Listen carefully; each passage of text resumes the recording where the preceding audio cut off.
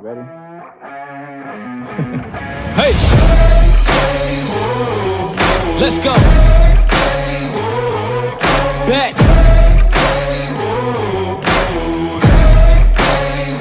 Yo!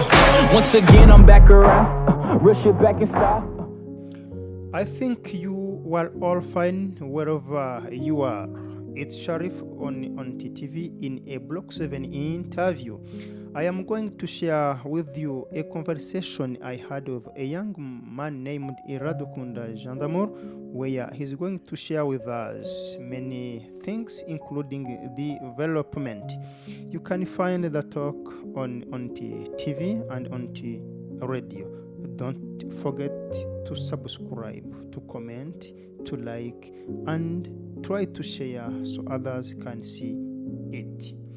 Thank you. Ndatekereza ko mwese mumeze neza aho muri hose. Ni Shareef kuri on TV mu kiganiro cya Block 7. Ngiye kubagezaho ikiganiro nagiranye n'umusore ukiri muto witwa Iradukunda Gendamour, aho agiye kutugezaho ibindi byinshi bitandukanye harimo no kwiteza imbere.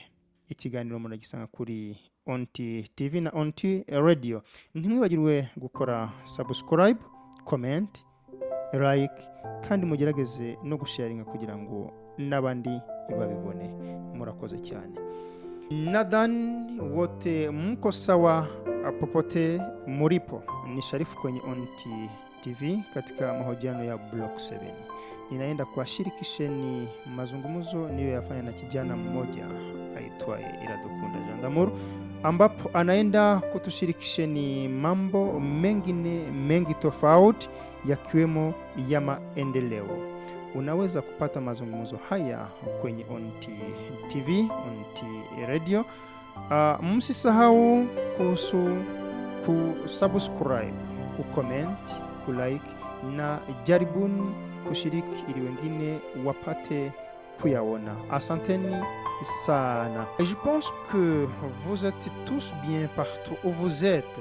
C'est Shareef sur on TV dans une interview du Block 7.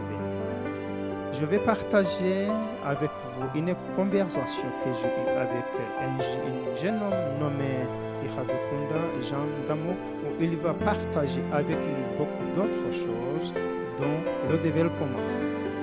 Vous pouvez retrouver la conférence sur on TV et on radio. N'oubliez pas de vous abonner, de commenter, d'aimer et essayer de partager pour que les autres puissent le voir. Merci.